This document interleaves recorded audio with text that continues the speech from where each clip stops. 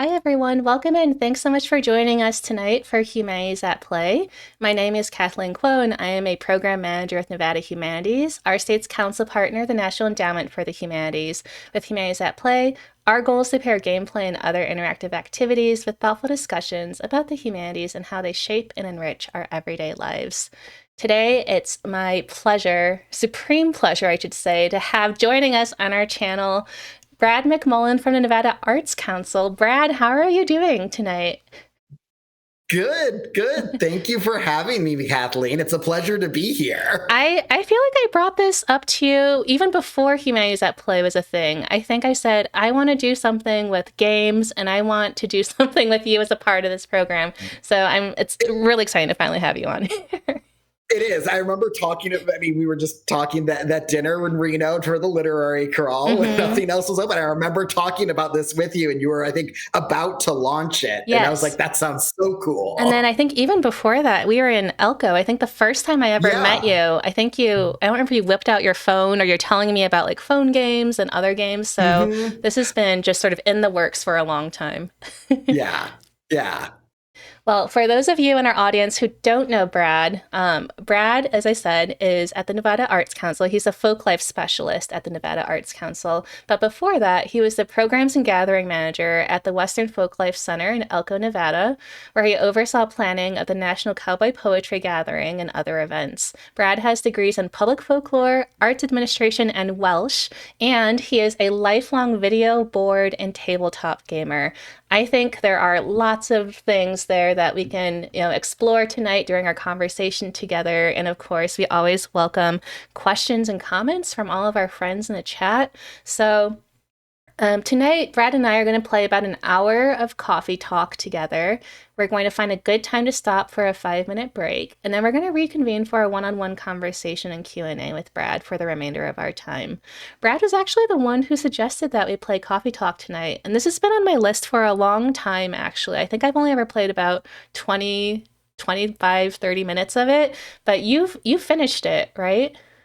No, I actually haven't. I have finished the demo. That's right. You finished the demo. And then I was like, oh my God, this game is super cool. And then I got distracted by all my other games that are also super cool. And I went and I pre-ordered the sequel, even though I haven't finished the first one. And I'm very much looking forward to them. But I haven't played more than the demo, so I'm looking forward to this. That might be farther than I've gotten, but I think we very well know that problem here in our community of, it's like buying books and movies. I'm always buying more games, and I'm like, someday I'll get to this game, someday I'll get to this book, and someday it just builds up. It's a problem, but it's like, okay, one day I will get to, and like I've been doing a better job at getting through my backlog, but it's still pretty big. There's still PlayStation 2 games on there. Someday. Someday. So for those of you who haven't heard of Coffee Talk, so this game actually came out in January 2020. I can't believe it's already been over 4 years. I feel like I just heard of this game because it was so cool when I heard the news of it when it first came out. And I also think it kind of came out at just sort of the perfect time, right before the pandemic happened, because this is a game about listening to people's problems and helping them by serving them warm drinks, having cozy conversations. So in this game, we play the part of a barista who works in a coffee shop in a fictional fantasy version of Seattle, where the real world is populated by a variety of fantasy races such as elves, orcs, and mermaids. And I also think that this game is perfect for tonight because, not just because Brad suggested it, but because I think that this is sort of a good opportunity to chat about mythology, which I know you love. We can talk about folklore, folk life, tradition, warm and cozy drinks. And speaking of drinks, not that I planned this non sequitur at all. Before we get started today, Brad and I prepared a little show and tell for you all. We love warm drinks. We love our mugs. I really love thinking actually about material culture. So speaking of mugs, one of the best courses I took when I was in grad school, actually, Brad, was about material culture. I think we read books about where sugar comes from, what happens to our clothes when we give them away. And it's always made me just a lot more appreciative of like everyday things we have laying around and sort of like the stories and like the value that we imbue them with. So anyway, really excited to show off our mug collections. Do you want to go first? Yeah, I mean, here's the one I'm drinking from at the moment, a little bit on hedge. It's just, I just love the way this mug feels. And the tea I'm drinking, it's from where did I put it? It's the Peaceful Sundown tea from Sheffield's Spice and Tea Company, which is a local Vegas spice and tea company. They've got a bunch of really great teas, and it's really nice to just be able to go and get whatever tea I want rather than having to order it online. Not that there aren't great online tea shops, but it's, I mean, kind of material culture. It's when people think folklore, when people think folk life, they tend to think stories. They tend to think, dance, music, all of these big flashy things. But so often the folk arts are kind of these everyday common arts. It's the things that you interact with on a daily basis, the things that people made for you, the things that people gave you. And so like one of my mugs, things I have to show off, it's it was made for me by a friend as a gift. For when I was leaving Elko, she had been taking classes at Great Basin College. They have a ceramic studio up in Elko, and people in the community can just go and do ceramics. And she's been making mugs, and this one's for pouring cream and all that. I use it to make matcha too. It's the perfect shape for that, just to have a little bit of matcha. So often these material objects, like, yes, they're objects, they're useful, but they have this emotional connection from, who gave them to you. And similarly, it's a Starbucks. I mean, with the glare, it has a little hedgehog in it that you can put the tea leaves in. And so my partner got this for me, and if you've never seen what Chinese Starbucks has, they've got things like this, like different seasons and everything. So he got it imported because I've got a slight hedgehog obsession. I was going to say, do you like hedgehogs? I do. There's a lot of hedgehogs all around, and it's also, I've got another gift another friend gave me that is the saucer, and it's got a little hedgehog on it, gosh. and it's got the spike pattern, and it's the thing, like, they're objects, but also they've got these emotions, they've got these memories, and it's that warmth, it's that comfort that tea and coffee and hot cocoa, or just sharing a drink with a friend, no matter what the drink is, really calls to mind. Mm-hmm. I love that. So that's my show and tell. Okay, I'll go next. I have a few. So this one I got when I was in Nevada last year. This is an ichthyosaur. Actually, there's another one on the back. And I got this from very cool. It's from Planet X Pottery. Do you know about Planet X Pottery, Brad? This was it last year? Maybe it was the year before. Oh my gosh. I got it when I went to Tuscarora with Christina. Okay. So actually, this is actually the same trip where I met you for the first time. Is where I got this mug as well as this mug. This is also bought from Tuscarora. I got this at the pottery school there. But I love these mugs because they were bought in very, very small, but also very amazing rural and places and communities in Nevada. So whenever I drink from these mugs, it makes me think about that road trip that I took with Christina, about all the people I met there, all the crickets we saw on the road and crushed. The Mormon cricket invasion. Yep.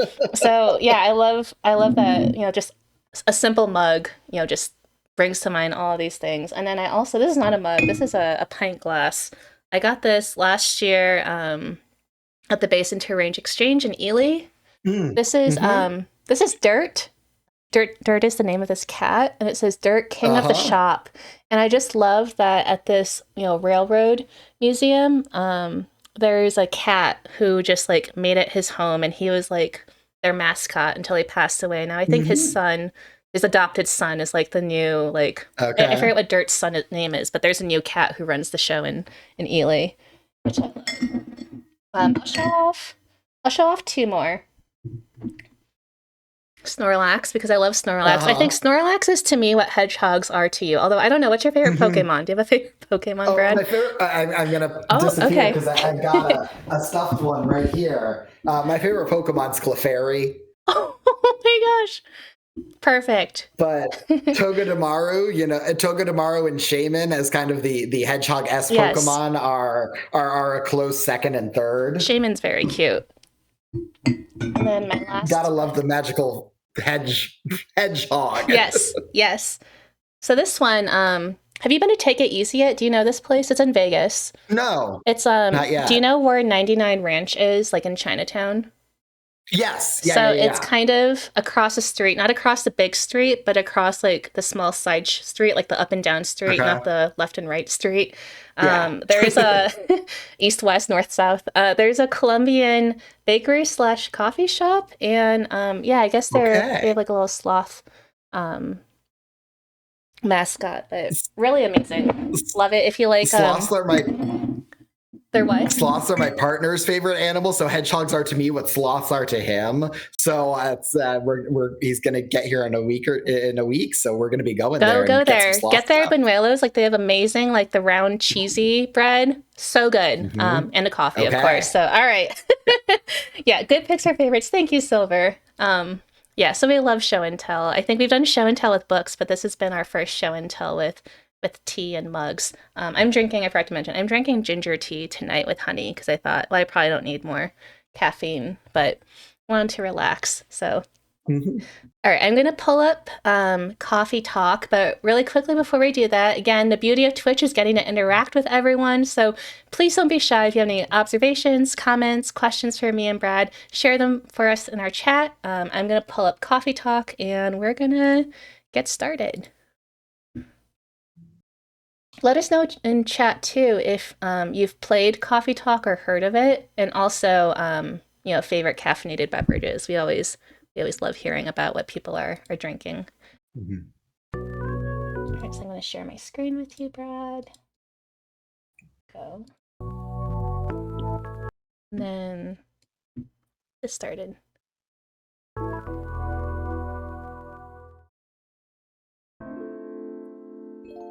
All right, Coffee Talk. You got the nice lo-fi music to mood go. And Silver says in chat, I've heard of it and I've been tempted to get it before. Welcome in. Sophia says, I'm conjected to cold foam. What is that? Tell me. It's at least I don't think it's a coffee thing. I mean, I am, despite what I said in our ad, I'm not much of a coffee drinker. I'm much more of a tea person. But I think it's related to cold brew. But please correct me if I'm wrong. Correct us in the chat. Yes, tell us what cold foam is and why you're so excited. Also, what should our barista's name be? What's a good barista name? Humanitas. I'm trying to think of some derivative of Humanities. Yeah. Actually, have you watched? Oh gosh, it's escaping me right now. BoJack Horseman. I've never. No, but it's been on my list. Okay, I've never really watched it, but I know in one of the episodes there's a character who plays or she's like, at a coffee shop, she's like a barista, and people are asking what her name is all the time. So finally, she creates a fake name. We could do that. We could do her fake name. I think her fake name is it like it's like Blaine or Blair. We could just always go with like Hedgie too. Also okay with that. I mean, I kind of Blair. I mean, it makes me think of Selma Blair, and I'm never going to complain about that. Okay, we'll go with Blair. Yes. All right.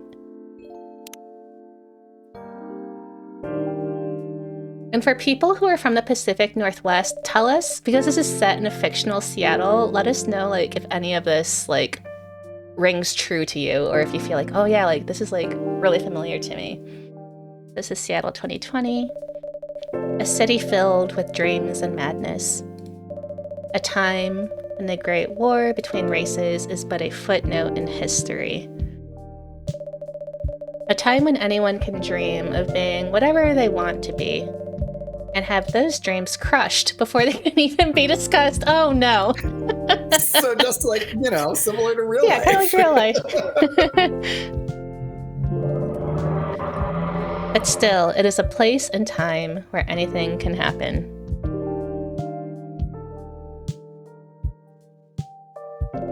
It is when the elves have left the forest to build their startups. When the dwarves have emerged from their caves to start their automotive empires. A lot of tropes here. Yeah. When the orcs have put down their axes and started using computers to improve their lives. And when humans live among them, as driven as ever. It is a city that holds the many dreams and stories of its people. I feel like it's like a love letter to Seattle. Yeah. And Dawn says in chat, drinking coffee at night is very Pacific Northwest. How do you sleep? Do you drink decaf? Most of these stories are left untold. But some few find solace in the embrace of bricks and wood and glass. They are told over drinks, then take up residence in some stranger's memories. I love that. That's like what we're doing tonight. We're telling stories. Yeah. And like, we could, we'll I'm sure talk about more about this later, but it is like these customs around, sharing beverages, coffee, rituals, tea rituals. There's something that's universal across all sorts of cultures because there's something deeply human about just getting together with someone and sharing a drink and sharing memories and stories over it. I feel like a lot of times when people come over to my house, like one of the first questions I'll ask is, do you want something to drink? Like, do you want water or do you want something else? So, yeah. Yeah, no, I always have my kettle ready to go in case people want tea, and I have lots of teas, so there's something for everyone. Perfect. In one corner of the city stands a coffee shop, a place that is only open when the sun is sleeping, a place where people share their stories. And these are their stories. Okay, here's Coffee Talk. I wonder if someone's going to open up a coffee talk shop in Seattle. Like, that would be amazing. That's one of the nice things about Vegas. Like, there's always somewhere that's open to go get coffee. Like, yeah. It's a thing that exists in Vegas. It would be great to have other places, too. Okay, this happens. So we're Tuesday, September 22nd, 2020. I don't even know what I was doing in September 2020. It's where we play a game and you're like, I was alive during this time, or this is like a real year. Yeah. It's all just kind of condensed. Yes. Elko. Oh, it's you. Hey, Blair. How's the night so far? It's calm, as usual. You've got a slight problem, though. Huh? What happened? Look at how big your eyes are. Those are good eyes. I can't match it. My supplier made some logistical errors. I don't have half of my ingredients today. Man, that's a bummer. Don't worry. I can still serve the caffeine you desperately need. That's good to hear. Anyway, let me set things up first. You're our first customer, after all. Don't worry. Take your time. I'm a writer, not an editor. So I'm used to taking things slow. That's actually really funny. I'm a writer, not an editor. So I can take my time. Huh, writer's block again? You got that right. What are you writing now? Do you remember my plan to... Ah, pardon the interruption. The machine is ready. Do you want your triple shot espresso now? Yes, please. And if you forget how to make it, just check your phone, okay? Anyway, I really need that triple shot espresso. Brad, have you ever had a triple shot espresso? Not as it is. There was in college, the summer in between colleges, I went and worked at an Auntie Anne's Pretzels that my uncle was kind of the franchise owner. And I went back to visit for Thanksgiving. And this Auntie Anne's Pretzels was in an outlet mall. which, given American capitalism, meant it opened at 8 p.m. Thanksgiving night and was open until 8 p.m. Black Friday night. And the owners and I were the ones who pulled that 8 p.m. to 8 a.m. shift. And we were the only place in this outlet mall to get coffee. And this Annie Ann's had a whole espresso bar. And that was what I was doing all night, pulling shots and making drinks. We went through 5 industrial-sized Hershey's drums, making mochas. But there was a lot of, extra shots left over. So I think at one point I did 3 extra shots in sequence, just to keep going through the night. But I think that counts. Yeah, I think so too. And here we are, 1 cup of triple shot espresso. Special for my only customer tonight. That aroma.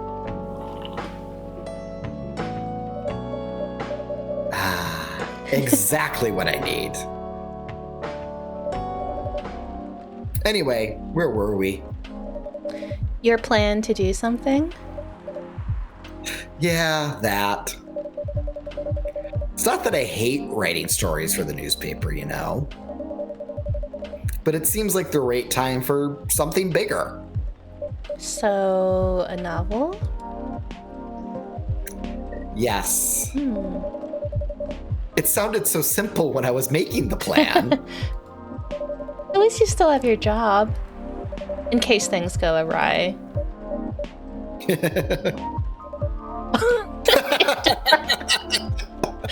Did I say something wrong? No, you were right. You said something I should have thought about myself. What are you talking about? You know who owns the Evening Whispers? GRA Media, right? Yep. And they are also the biggest book publisher in the country. So, when an opportunity presented itself, I took it. What do you mean by opportunity? Well, I bumped into one of the big guys in the elevator. So naturally, I pitched my book idea. Like a literal, elevator, speech. It's an elevator pitch. That's amazing. Yep.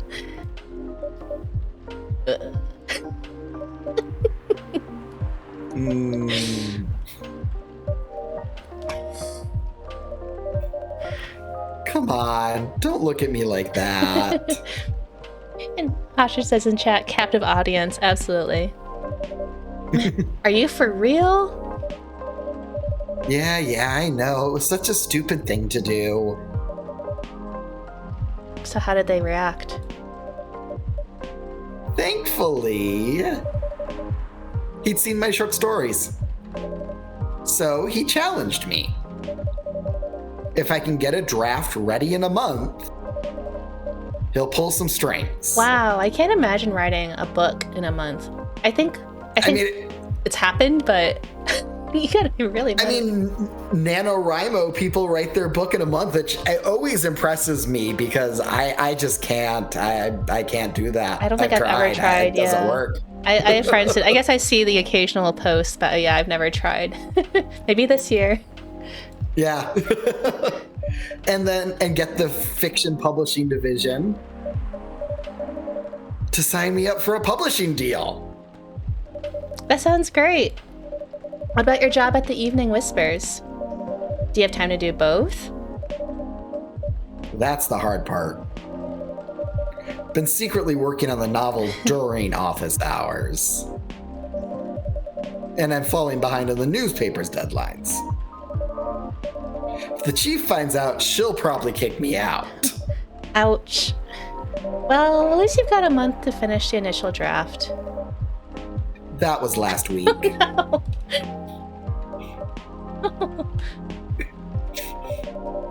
Again, don't look at me like that.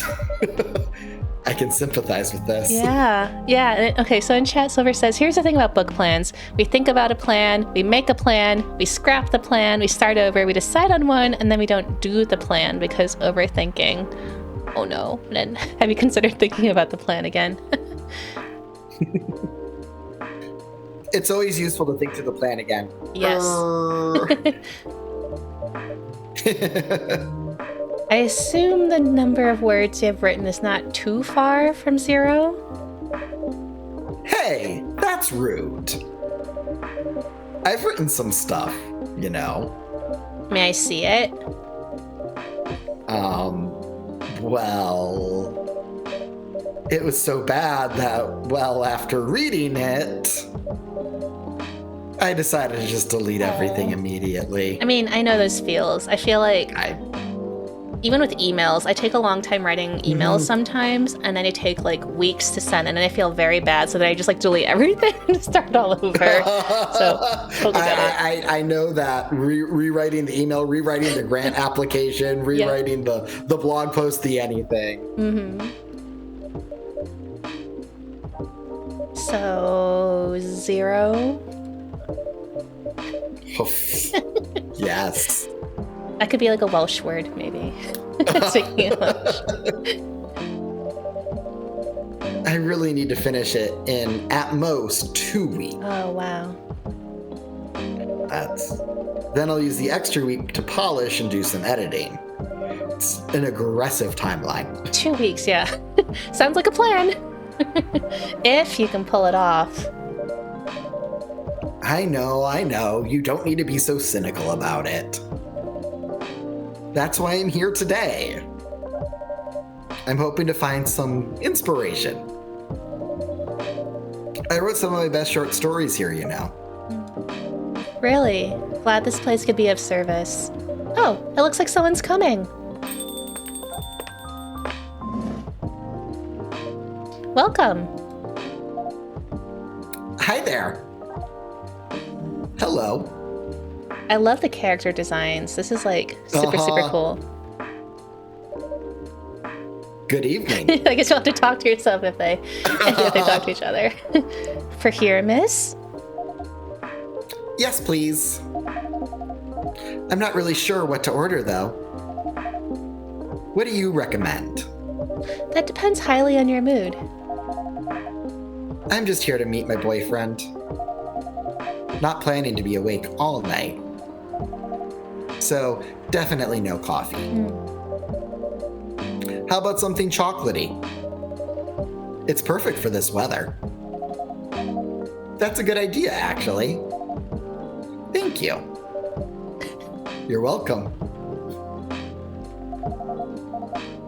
Anything with chocolate in, please. You know, chocolate has caffeine in it, so it's just like funny that she's like, I don't want to like stay up. I mean, I know chocolate keeps you up, but still. It's a significantly lower amount, so it won't, especially if you're used to drinking caffeine, it shouldn't keep you wired all night long at least. Well, there is this drink that is chocolate. I think that's that seems like a good fit. I think so too. I wonder what happens. Like, can you do like chocolate milk? I guess maybe that would be like kind of weak. But I was just thinking, can we make it like less chocolatey? Chocolate milk. Yeah. See if that. I don't know. Are you allowed to deviate? Yeah. Let's see. What happens if we do chocolate and milk? It's our custom creation. This makes me want hot chocolate now. Actually, I know it does. We can do latte art. Oh. Ooh. Oh no. What is this? All right, Kathleen, time to do art on stream. Wait, how do I do this? How do I pour milk? Oh, okay. Oh. Well, wait, reset. Pour milk.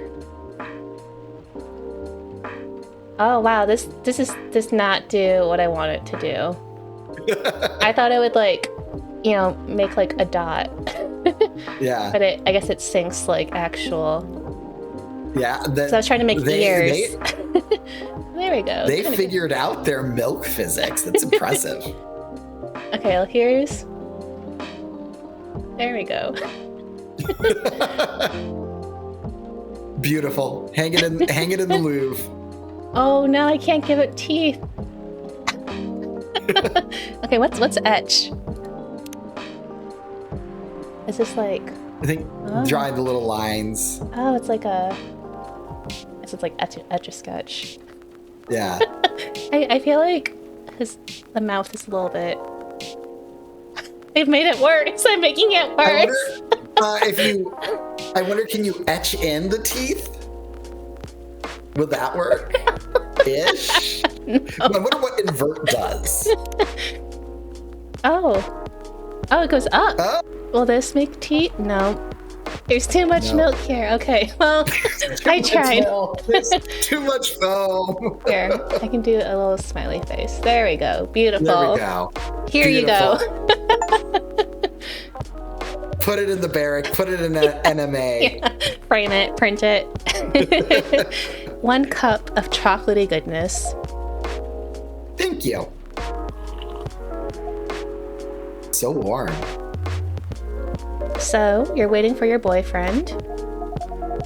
Yeah, he should be here soon. Look at you now. You went from empty to 3 customers in one night. I did. Also, I love this sign. Drown your troubles in coffee. Perfect. Or tea. It's very appropriate. Yes. I thought this place would be more crowded. Considering it's the only coffee shop that's still open after midnight around here. Oh, wow. Because it's the only coffee shop that's still open past midnight, it's mostly empty. Why is this in italics? You have like this evil look on your face. Oh no. I wonder if it's supposed to be a whisper. Oh, okay. She's just saying it to Blair, not to the mystery woman. And yes, Silver, I like the expressions too. They're great. It's really lovely. And thank you for everyone for saying that that the art is beautiful. Ghost in the cup. Absolutely. Now that you mention it, is it good for business having the coffee shop only open at night? Definitely not. Just move to Vegas. You would have all the customers. Honestly, a coffee shop opens at midnight on the Strip. That sounds like it would do very well. Yep. What she said. Then why? I just love doing it. And there's always someone longing for a warm drink at this hour. That's fascinating. Pardon me for asking. But how can you survive running the coffee shop like this?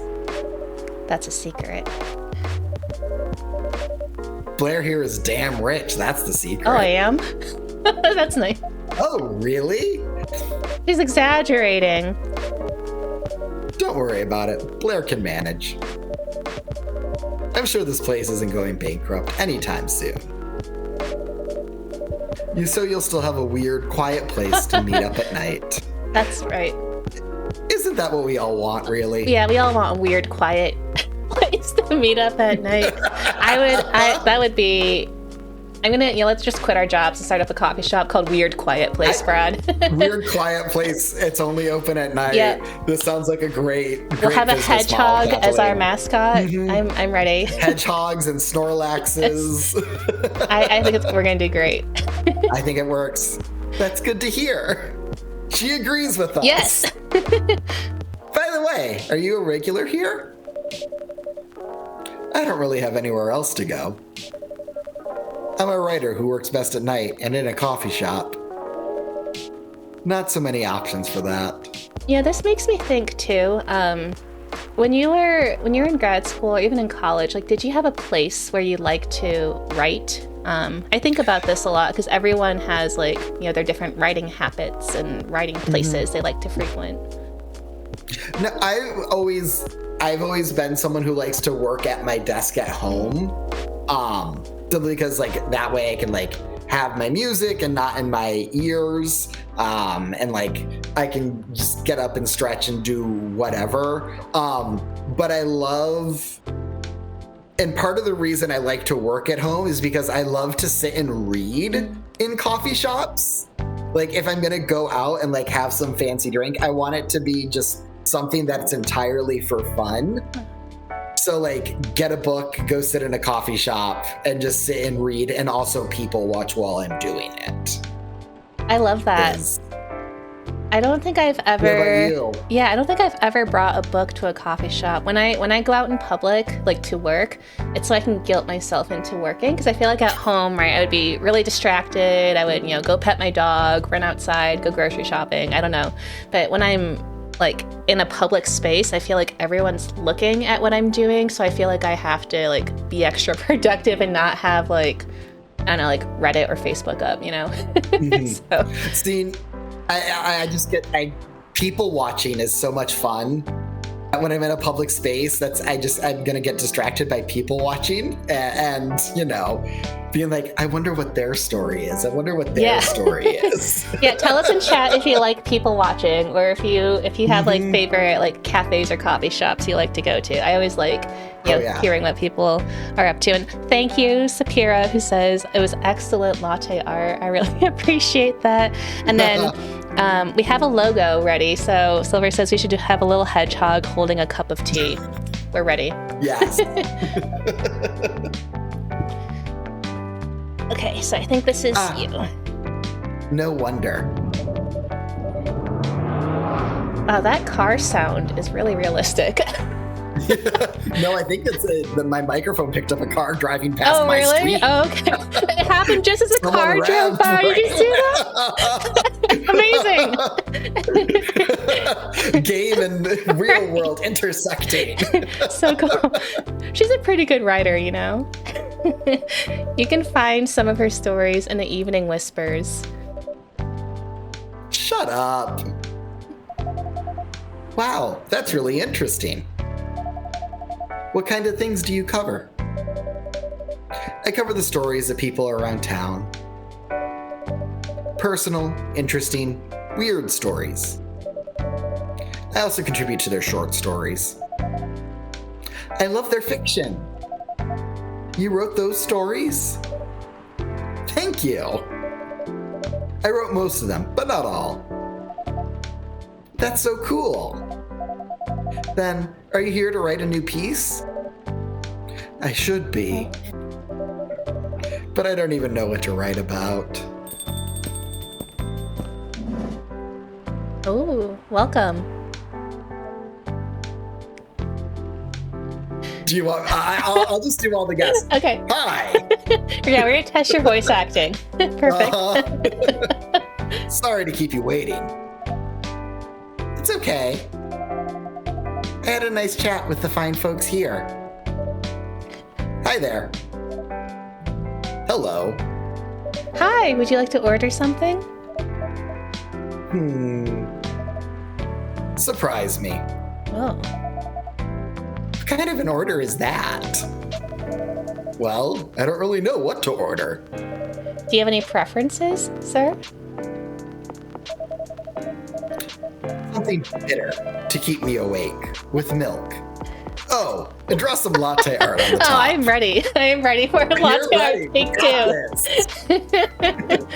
He looked over and saw her latte art, and he was inspired. I want one of those, whatever she's this having. This is a plate that does art. Okay, so we need something bitter. So, well, we only have really 4 things. What's bitter? Is green tea bitter? This is bitter. Like a green tea latte? Yeah. Yeah, that's very bitter. Yeah, that's bitter. Perfect. And he said with milk, yes. So there we go. I like green tea lattes. Oh yeah, they're delicious. I've been making some at home. Like I use oat milk, and then I do like matcha and honey. They're really good when I have the time. Oh, my favorite it's show and tell. I have everything. There is this delicious Hello Kitty brand matcha. Oh my goodness. That I have only ever found in one specific Japanese supermarket in Los Angeles, the one at the Del Amo Fashion Mall. Okay. It's there whenever we're down visiting my partner's mom. I have to go there and stock up on this Hello Kitty matcha because I can't even find it online. Wow. But they've got, a vanilla and a peach and an apple, and that's so good. It's so good.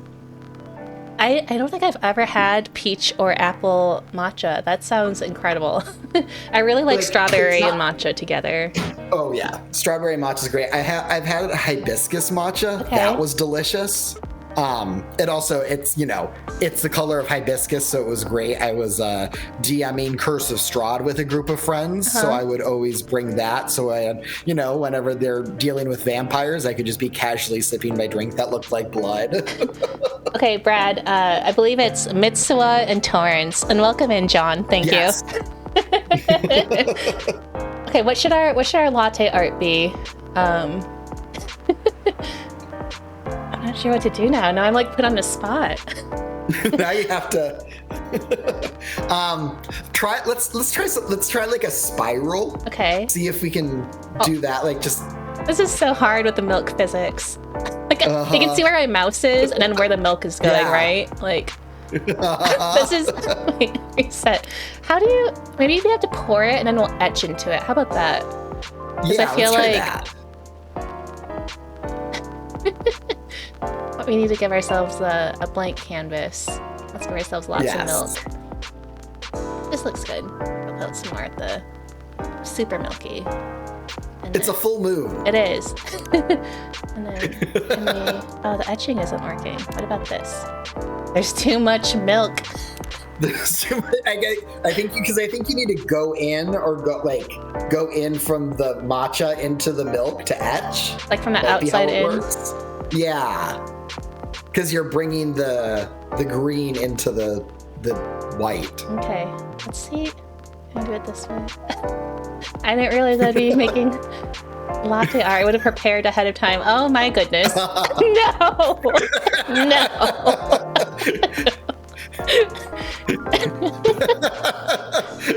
Well, You thought you were just signing up to, chat about stories and coffee, but no, it's art class. You know what this is? It's a rose. Look at this. It looks like a rose. Yes. Calculated. Beautiful. Yes. Can we hang it in the barrack, hang it in the NMA. Can we? Nope. Man, this is hard. Well, we made a rose. Yeah. It's kind of like a spiral. We made a rose. Perfect. It's a rose. Here you go. Oh, it matches your scarf. It does. Here's your order. This won't help me stay awake. I mean, your girlfriend didn't want to stay awake. Yeah. But at least it's got milk. And he wanted something bitter, right? Did he say that he wanted? Yeah, and he wanted it seems like green tea will help you keep awake. We put double green tea in there. Yeah. Anyway, I was distracted by some work. Plus, there's the rain. I'm a little bit upset right now. We gave you what you asked for. You wanted a surprise. I don't like you. Girl, you can do better than this man. Yeah. It's okay, Bailey's. I was having a nice chat with them. Oh yeah, I haven't properly introduced myself. I'm Bailey's. Bailey's.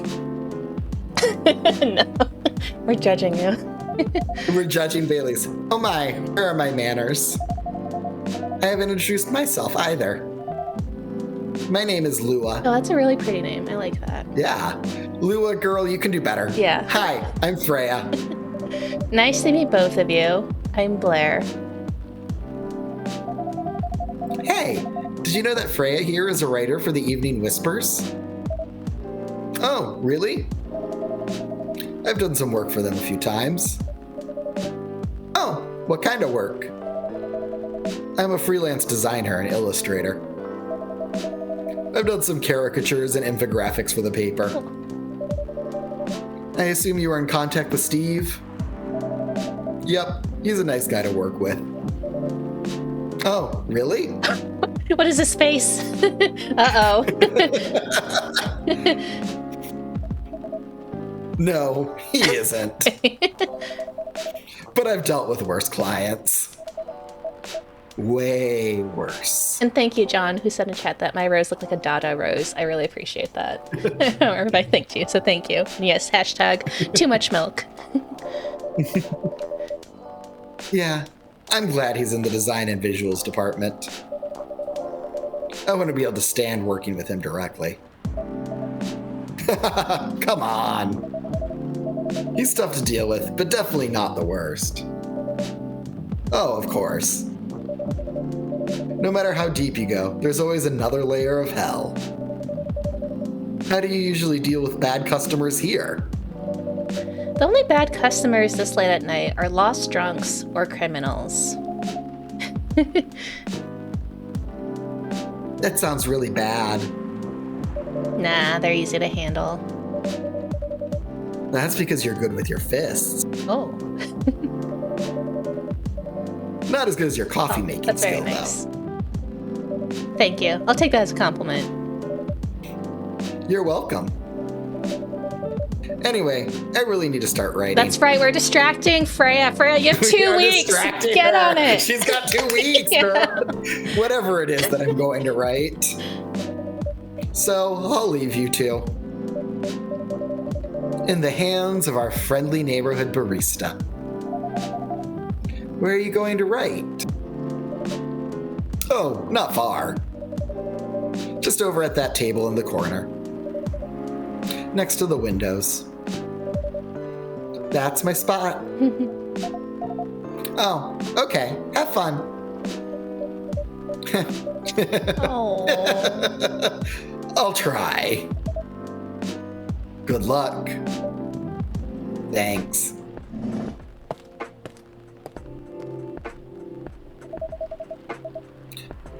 Should we move to other seats too? Everyone's leaving me. Oh, nah, here is I know she's a good one. I knew it. Lua, you're the best. She's a good one. She's giving us an hint. Okay, then. So, how was your day? It was fine. Work was nothing special. I finished my proposal early so I could get out of the office.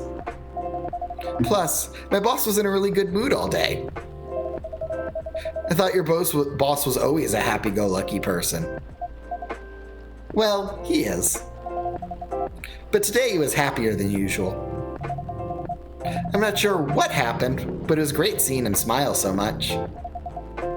What about you? I feel like do you feel awkward like eavesdropping on people, or you're like, yes, tell me more? I mean, like I said, I enjoy the people watching. If it's fun to listen. I mean, it gets too personal. It's like, okay, I'm going to stop listening. Right, when people have like extra loud phone calls behind you, and you're just like, what is happening? What is happening? Any problems with your latest client? Yeah, this one is a pain in the ass. You know those memes that depict terrible clients? Oh, no. Well, she fits all the bills. I could go on forever complaining about her, but that won't help me a bit. In chat, Angry Ostrich says, to shreds, you say. Yes. You should make a meme about her. And lose my current project for a minute of laughter? Oh. That might be worth it. You should ask Blair here about how to deal with annoying clients. Oh yeah?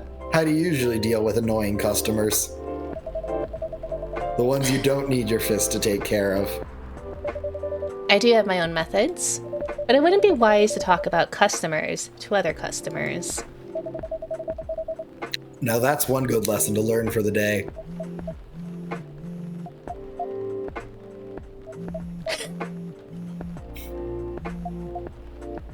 Uh-oh. What's happening? Oh, no. Your parents. Yes. So, you've talked to them?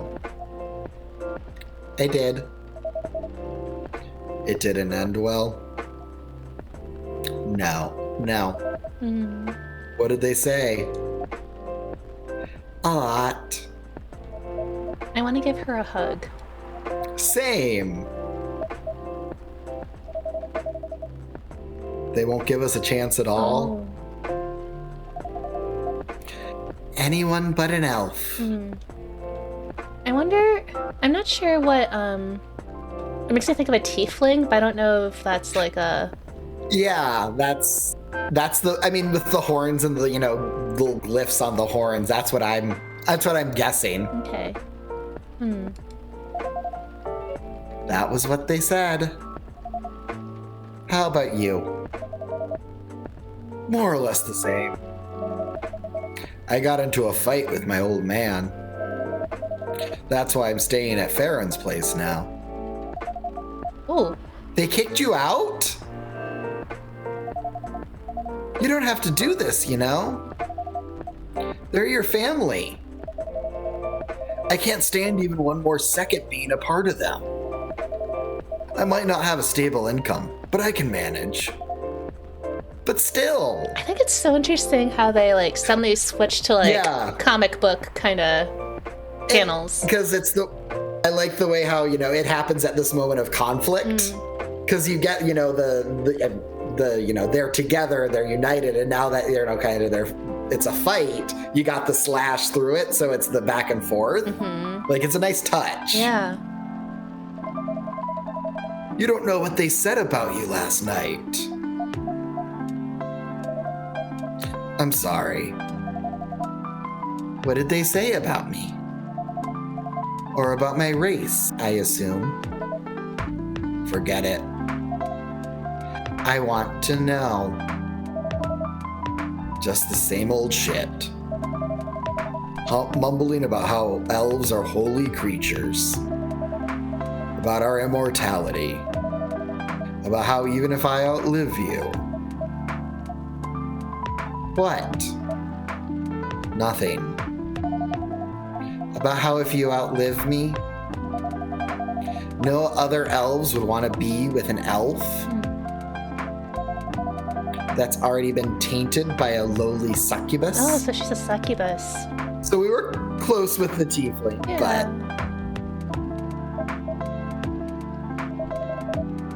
that's exactly what they said. Oh.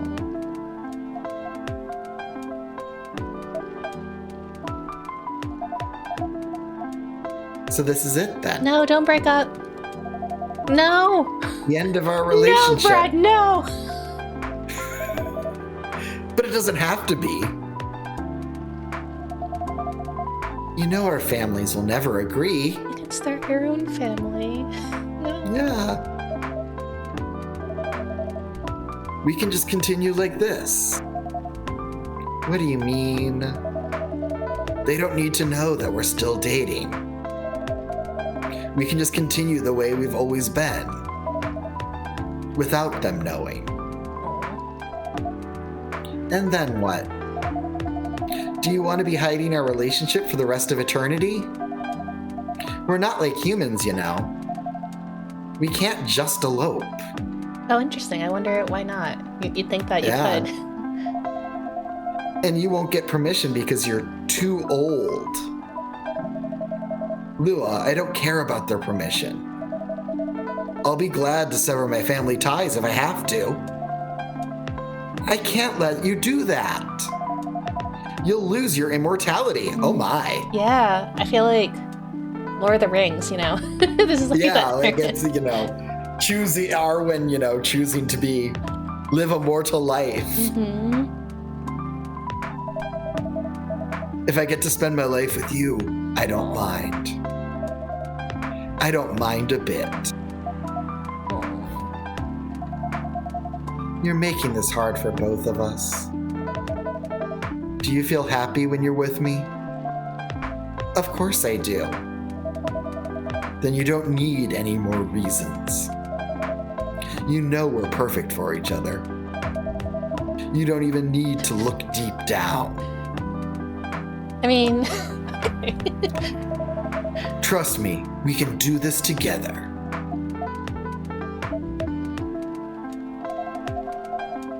I can't think about this clearly right now. We'll talk later. Lua, wait!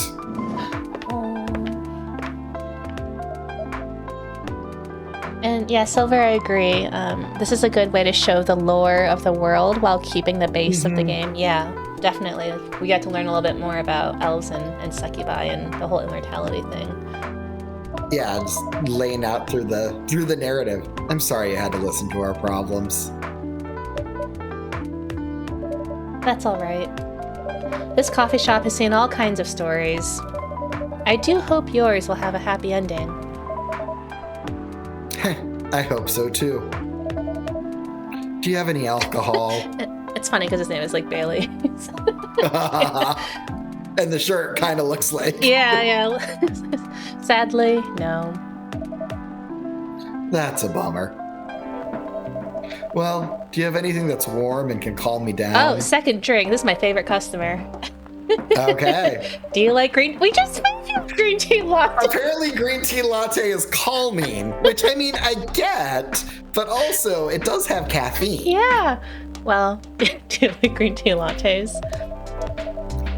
Green tea lattes? I'll take one. Or two. We just gave you one, sir. Just one. Okay, well, we just made you one. Okay, green tea, milk. Got it.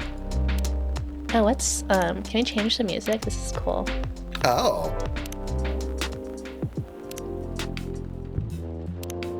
I think it's working. We'll try this one. Yeah. Okay, green tea, milk with more beautiful latte art. I'm ready. I can't believe it. I can't believe he wanted a green tea latte. Didn't want a green tea latte the first time, but now he is asking for one. Good for him. Okay. That's growth. Third time is the charm. What should we do? I think this is going to be our last latte art of the night. So I could try and make a hedgehog. I don't know how, but I could try. We can aim for a hedgehog and see what we get. Okay, so I'll do like a white base. Can I like etch into this after? What about invert? No, we're gonna redo this. Man, this is hard. I feel like if this were... It is. Huh. Oh my goodness. You can... What? You can... Why would you rotate it? To like... I think so, like when you're pouring, you can have it, like that's how you could do a swirl probably. Okay. By rotating while you pour. The only problem is I can only click on, like, can I... One thing. Yeah. So you can just spin it around. Huh. Well, okay, I'll just do spikes. And this makes me want to... I don't think I've ever done latte art in my life, but after playing this game, maybe I would try. I think I tried a little bit when I was doing the anti-ants job. I was never very good at it. It looks... I'm so sorry. I see the vision. I see the vision.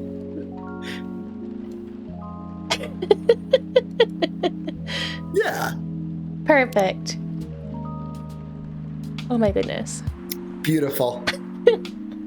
Well, I promise I'll work on this, and oh no, now it's sad. It looks kind of like he's got a big bushy beard. It's a grandpa hedgehog. It's okay. We'll leave it. We'll have Grandpa Hedgehog. Thank you. Here you go, Bailey. Here's Grandpa Hedgehog, Bailey. This is good. This is good. You didn't like your other one? You didn't like the other one, but this one's good. Thank you for this. By the way, are you married? I'm like giving him this. That's a very personal question. Yeah, why are you asking? Yeah. Me? No. Do you have someone you love? I love this coffee shop, but I'm sure that's not the answer you're looking for. It didn't really have any expectations. Man, out of all people in the whole world, why did I fall for her?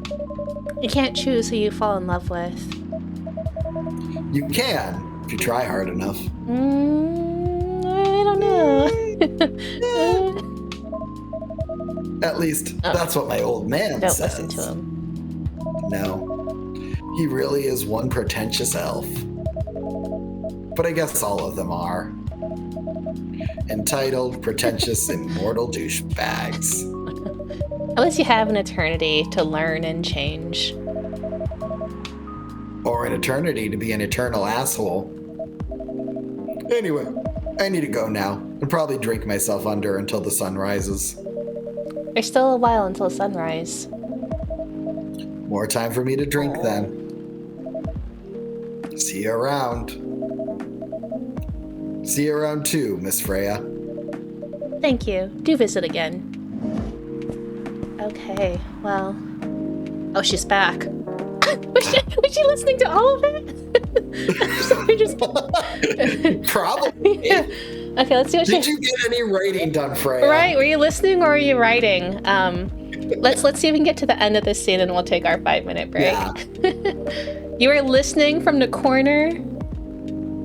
Yes. Poor souls. I hope they find a way to be together. Me too. Anyway, I need to leave. I have to get up earlier than usual tomorrow. Okay. I think I'm going to close the shop up after this. Was that only open for like an hour? Oh. Yeah, something like that. That's pretty early. I know. After the rest of the deliveries come in tomorrow, I'll open as usual. Okay, you have a good night then. You too. Okay. Well. Ooh, did we find a new drink? I love spicy chai lattes. Spicy chai lattes are Yes. magnificent. Yes. All right, I'm going to take us to. I'll let this play out, and then I'll take us to our break screen. I'm really excited to chat with you in a second half. Yeah. So, all right, I'm gonna exit. So for everyone who's here in our chat, Brad and I are going to be back in a couple of minutes, so don't go anywhere. Come ready to ask lots of questions, and we'll see you very soon.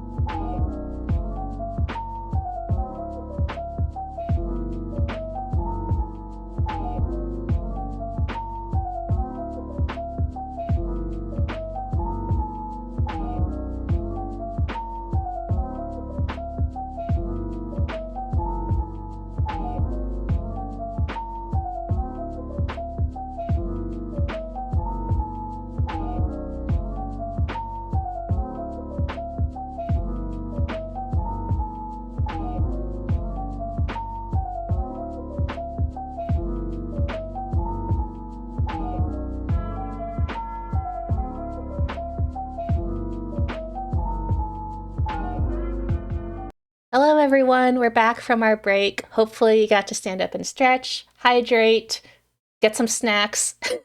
Hopefully, not actual coffee unless you're planning on staying up late at night. So, we're back here with Brad McMullen. Brad, what did you think of Coffee Talk?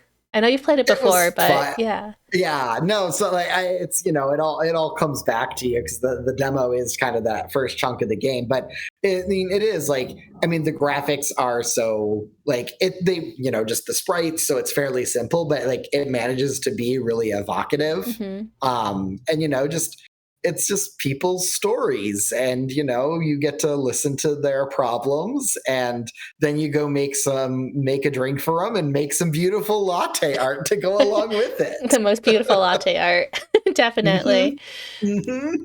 So Brad, I thought I'd ask, and I read this in your bio, but you say that you're an avid and lifelong enjoyer and gamer, board games, video games, tabletop games.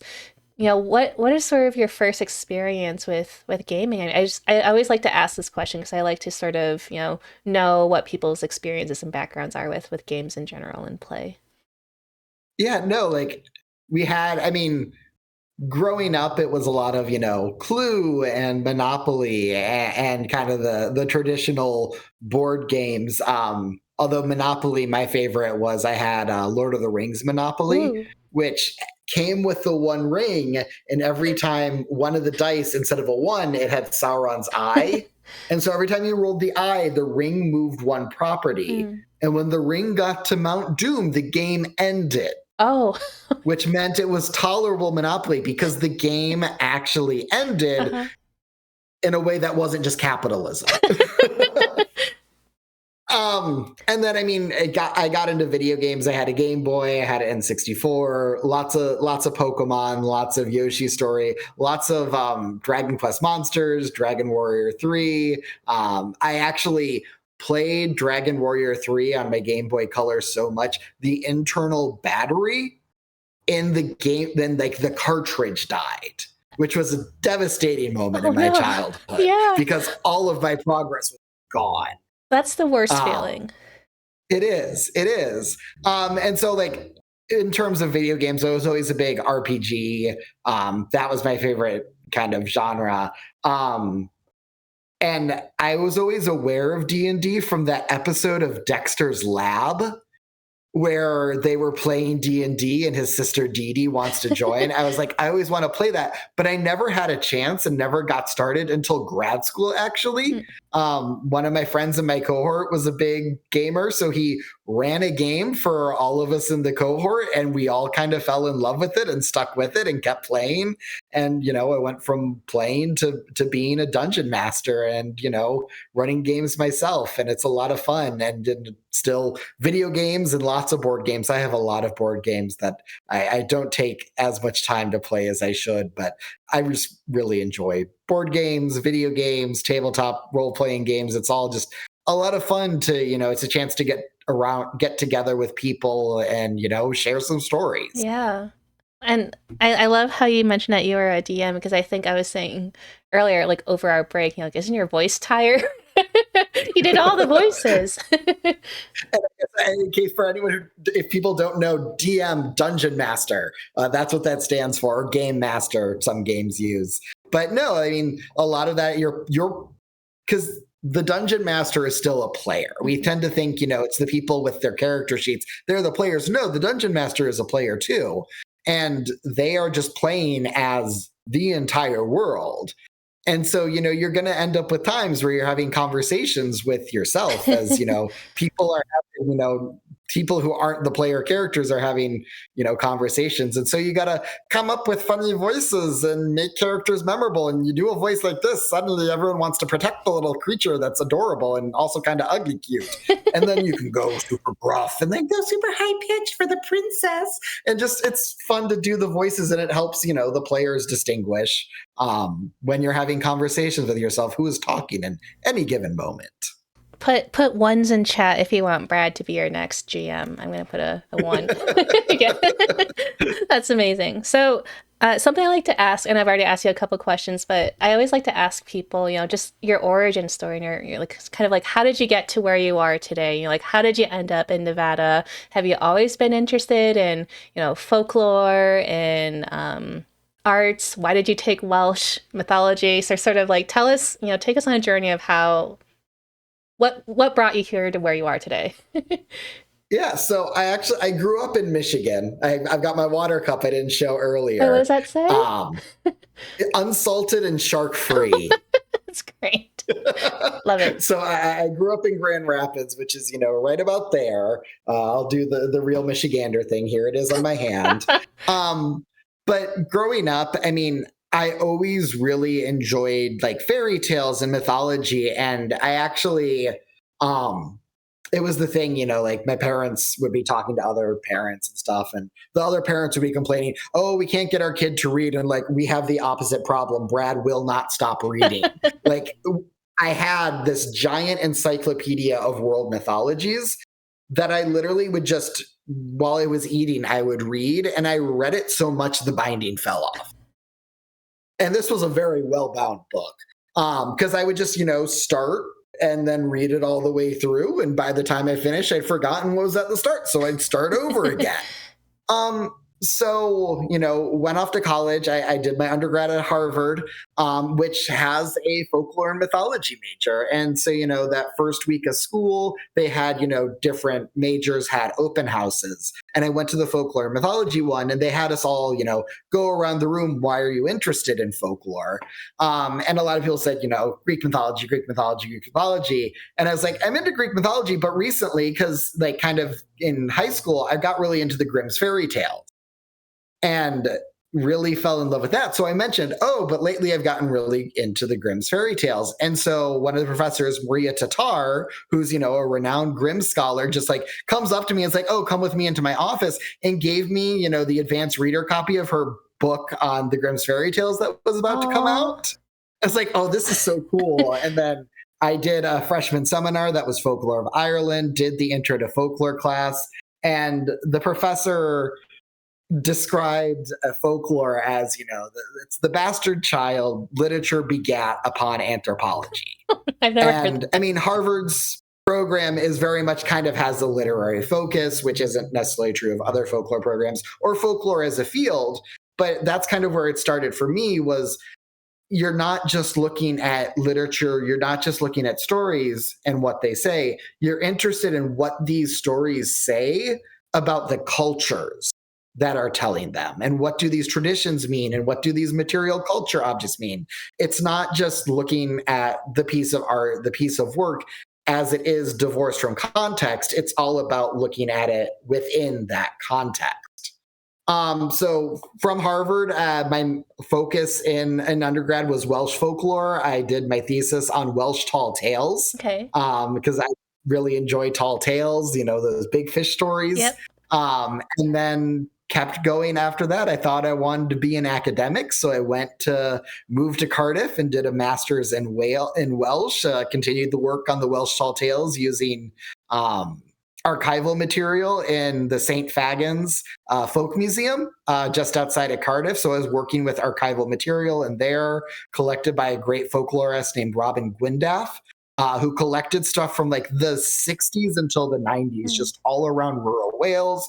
It's all in like rural dialectical Welsh. So I would just, sit there and listen to these field recordings, read the transcripts, and be like, I can understand a good chunk of this, but here's this random word that I'm going to go take back to my professors. And it's just some, dialectical slang word that my professor didn't know either, because they're not from that part of Wales. But I did that, ultimately realized I can sympathize with Freya's writing problems. Trying to write that thesis was like pulling nails. Realized the academic life wasn't for me. So did take a couple years, do some other stuff, learned a lot of Excel skills working in real estate and analysis. And then realized, no, I want to do the folklore thing, just not the academic thing. So I ended up going to University of Oregon because their folklore program has a public track. I was lucky enough to work at the Oregon Folklife Network my whole time in grad school in Oregon, doing public folklore, helping to manage the traditional arts program there, organizing events, doing field work. And then my thesis writing did not get any faster. So my thesis there was about the Fisher Poets Gathering. And Fisher poetry and kind of occupational folklore and masculinity. And that was taking its time. And University of Oregon at the time, that doesn't have this arts administration program. So I added that on and did 2 masters in 3 years. Why not? Because I've got more masters than anyone needs. If you in the chat don't get 3 masters, there's no point. You're also a dungeon master or a game master, so add that, right? There you go. So did the arts admin thing, and that, got me a lot of the kind of practical skills for arts administration. The way that was set up, if you were doing the double masters, you would do a group project with other arts admin students instead of a singular thesis. And I was lucky that year, our group project was analysis of the Oregon Cultural Trust, which is this really great thing Oregon has that is a giant funding body for Oregon Humanities, the Oregon Arts Commission, Oregon Heritage, and the Heritage Historic Preservation Office. That helps fund all those and kind of ties them together culturally. So got to do an analysis of that, got to really kind of dive into this whole state art agency world. And then when I was graduating, there was a job open at the Western Folklife Center in Elko to manage the National Cowboy Poetry Gathering, which, given I'd been working with Fisher poets, felt like a really good fit. Yes. So ended up moving out to Elko. I mean, originally from Michigan, there's a pasty place in Elko. So I was like, I'm sold. That's all I need. There's pasties. I can get those again. And if you're not familiar what pasties are, people, it's Cornish. They're delicious. They're like basically a giant breakfast pocket filled with, meat and rutabagas and stuff like that. It's Cornish miners' food, but they're magical and delicious. Go find a pasty. Not the ones you're going to find here in Vegas, other pasty. So yeah, did the Cowboy Poetry Gathering, managed that in Elko for 5 years.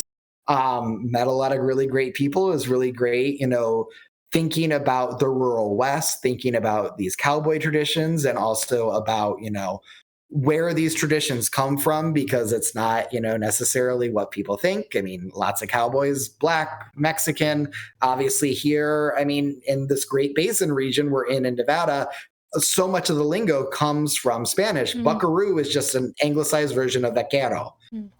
So thinking about all of those things, and then, kind of was ready for a change, and the job as Folklife Specialist at the Arts Council opened up, and I was like, well, I love Nevada, so it's great to be able to find a folklore job here in Nevada I can go and do, and been here since August now. Yeah, that's amazing. I'm really jealous that you've been to Cardiff. I've always wanted to go there. Were there a lot of sheep? Were there sheep everywhere? There were sheep everywhere. So Wales I love Wales. It's so beautiful. I think it's off screen here, but Kathleen can see my Lego daffodils in the background that I made St. David's Day. Oop, we're going to move you over a little bit. There we go. Oh yeah, I can gesture to my Lego daffodils. Because it's, the flower for Wales, and it's so in the middle of Cardiff, you're not going to run into sheep so much, but you get a little bit out of Cardiff, you're going to run into the sheep. You're going to find castles everywhere. Specifically, the Cardiff area is apparently has the most density of castles in the world, because when England conquered Wales, their idea of pacifying them was, let's just put a castle every 3 miles. But the Welsh National Library is in Aberystwyth, which is right along kind of the coast in mid-Wales. And it's right next to Aberystwyth University. But in order to get from the university to the library, you go right past the sheep pasture. Because they're sheep, it's hilly, it's green, it's great for sheep. So you got lots of sheep, and you got lots of great woolen goods there, and great food and great everything. Did you find any parallels when you were living in Elko, which is, kind of, another rural community with a lot of, rich, ranching history, and especially with Basque history as well? Yeah, no, and it's so I mentioned Dr. Robin Gwyndaff, whose work I was lucky to work with when I was doing that master's. Um, he actually went to the gathering. In I think early 2000s, they actually had a theme year that was Welsh and kind of Northern English cattle culture. Because one of the things the gathering does, it doesn't, I mean, obviously the focus is on, the rural Western expressive culture, but there are cattle cultures all over the world. So there's this international focus as well in certain years. So like that year they did, Welsh cattle culture and Welsh, ranching culture, because there's this ranching culture. And I mean, we where would the world be without Welsh ranchers? Because if we didn't have Welsh ranchers, we wouldn't have corgis. That's And a true. world without corgis would be sad, because corgis are a Welsh breed. They are sheep dogs. Or they're not sheep dogs, they're cattle dogs. And they, herd very differently. They herd by nipping at the cattle's feet and are too short for the cattle to kick successfully. But hey, it works. So it is like you get, this ranching culture, the way it manifests, there's similarities and differences. And I mean, it's also, you get, I mean, this Basque culture in Elko, which, I mean, the Basque language and Basque culture is so fascinating. The way it, it is, it's this language isolate. They've got such a rich culture that they've kept going in diaspora throughout northern Nevada, southeast Oregon, southern Idaho. Like, you find so much Basque culture. You're going to find pecans, you're going to find all the great Basque boarding house restaurants, and just the way the culture, shifts and perseveres. And also, I mean, those people all came over to tend to sheep largely, and, came over because of the shepherding and this ranching culture. That kind of unites people around the world. And corgis. We love corgis in the Mm-hmm. chat. Silver says, Everyone loves a world corgis. without corgis is a world that I don't wish to think about. Absolutely. And Dawn in chat says the gathering is so much fun. Dawn, if you're still here, let us know. I wonder what year you were there, or years. You could have been there when Brad was the program manager or the one organizing this. Yeah. That would be amazing if like you went to one that he had put together. So that's super cool. So, Brad, I wanted to ask you a little bit, what you do now as the Folklife Specialist at the Arts Council, which is a little bit different. I think, every state has, an Arts Council, has a Humanities Council, but I believe every state should also have like a folklorist, right? Is that, Yeah. or like a state So folklorist of sorts? it looks a little different in Yeah. every state, because every state's got it set up a little differently. So like earlier when I was like I mentioned, I was at the Oregon Folklife Network. So in some states, the Folklife kind of agency, the partner agency it is, and National Endowment for the Arts lingo, is kind of its own entity that either exists as a separate nonprofit, as you see with in California, they've got ACTA, the Alliance for California Traditional Arts. Up in Oregon, it's the Oregon Folklife Network, which is based at the University of Oregon. And then other states, like here in Nevada, you've got people on staff at the Arts Council. So I am the Folklife Specialist. I am the state folklorist. And I mean, a lot of what I do, I mean, it's one part doing grant administration. I've got grants for traditional artists in Nevada, as well as small nonprofits that want to do programming centered around traditional arts. Go to our website for more info. I will put that in the chat when at some point. Or Sapira, if you're still here and want to put that in the chat for me. We are bringing back, it's called the Nevada Heritage Fellowship.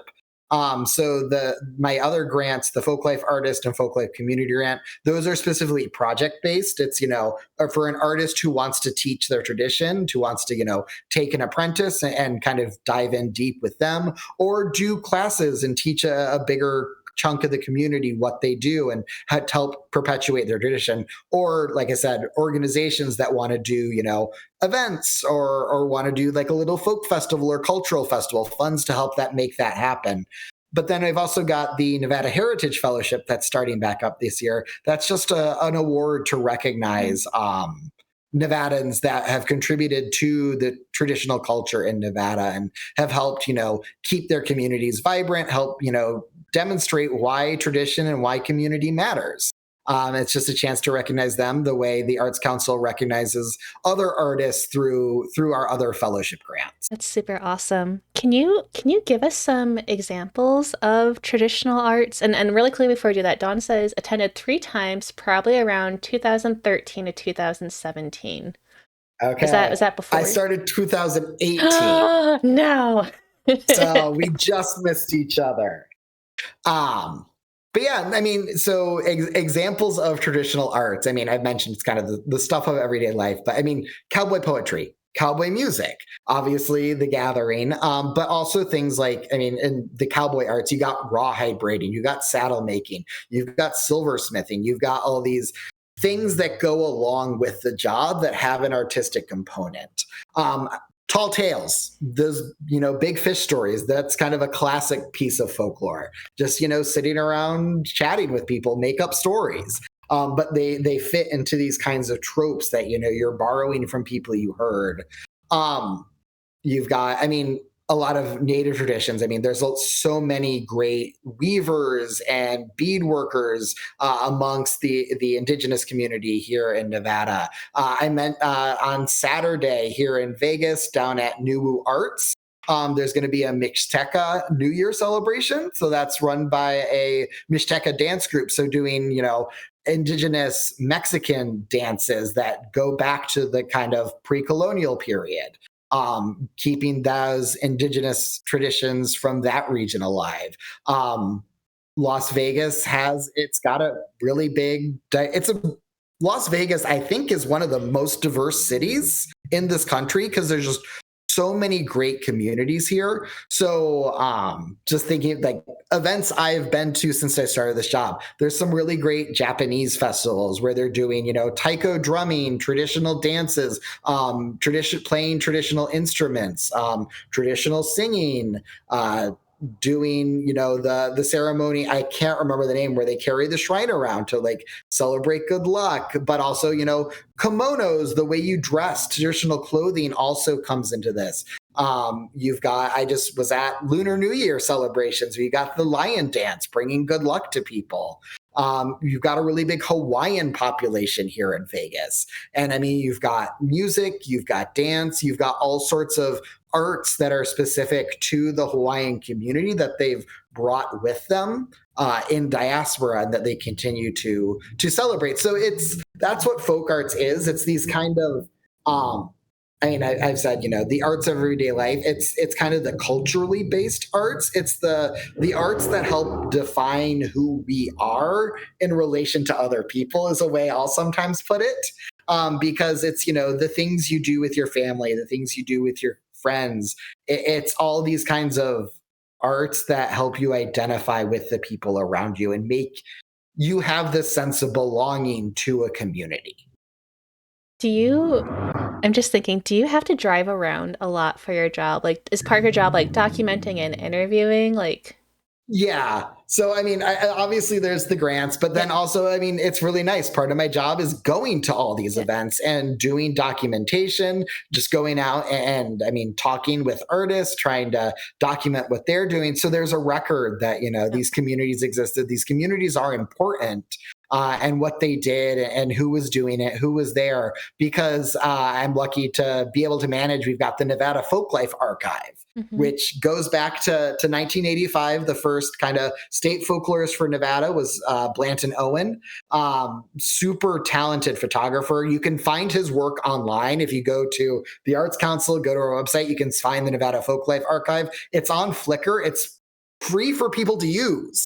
So Blanton had a lot of fantastic photography of rural Nevada. He was a pilot, so he's got a bunch of really cool aerial photography. But there's also, I mean, there's photographs from like Yesco and the neon makers at work, because that's a very Nevada folk art. There's, some burlesque dancer stuff, because once again, a very Nevada folk art. These documenting Nevada's culture from 1985 going forward. And it's a really cool record of what's happened, not just in Vegas, not just in Reno, but all around Nevada, because it is such a big, vast, and diverse state. I really love that you say that because, yeah, a lot of times I feel like, Nevada gets pigeonholed as just Vegas, right? Or just the strip, even like not Vegas, like the strip, which is even its own like microcosm of culture and things happening and traditions and things like that. But I'm wondering if you could talk to us about sort of, like the challenges or the opportunities of doing folklore work and learning more about folk life in, very rural parts of the state and also like, very urban parts, because I think you have this wonderful opportunity to really get to know people like just all around the state, and not just in those like two, like, Vegas and Reno, north and south. It is.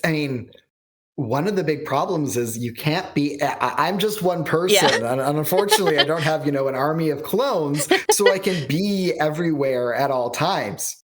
So it is like, just thinking about Elko, like I was back up there at the end of January for the gathering, and getting to Elko is complicated. It is. I tell people, oh yeah, I moved from Elko, and they're like, where is that?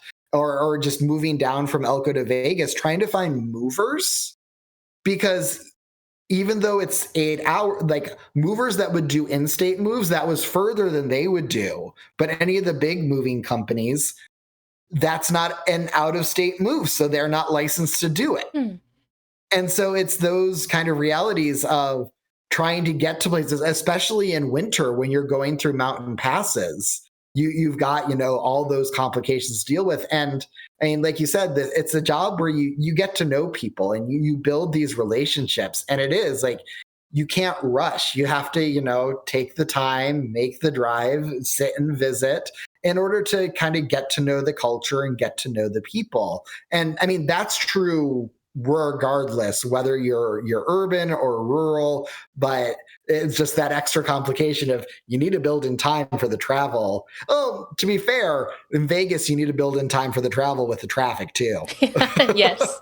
So it's just that matter of, being able to keep track of the geography and trying to figure out how to, how I can be smart with my time and really to make the most out of trips.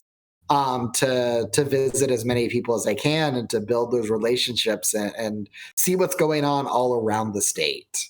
But people are people. It's a lot of, you sit and visit, you sit and you chat with someone over a cup of coffee or a cup of tea and get to know them and talk about what they do, what their culture is, what their art form is, and how they learned it, why they love it.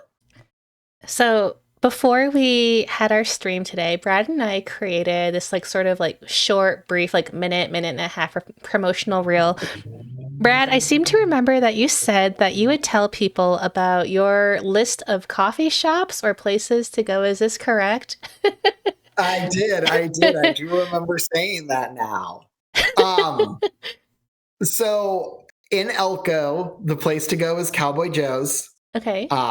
Cowboy Joe is great. It's right in the middle of downtown Elko. It's right around the corner from the Western Folklife Center, which always made it very dangerous for me. So in Elko, that's the place to go. There's one in Carson City that I found when I was there right before the gathering. I'm blanking on the name now, but it's in this kind of like cool, like it's really an eclectic place. Like it's right on a corner downtown. I am blanking on the name. Reno. I am blanking on all the names now. That's okay. Reno. I remember the first time I went to Reno, I was there with Meg Glazer, who was the former artistic director at the Folklife Center. Super great person, super great mentor for me. And we were dropping off Basque arboglyphs at someone's house that the Folklife Center had for an exhibit. And we're like, we need coffee, we need baked goods. It wasn't far from UNLV. It was in kind of like a little house in like kind of a residential neighborhood, but it was a coffee shop. that had super great baked goods, super great tea. I can never remember the name though. So in Reno, that's one I've been to and really liked, and I can always find it when I'm there, but I just could never remember the name.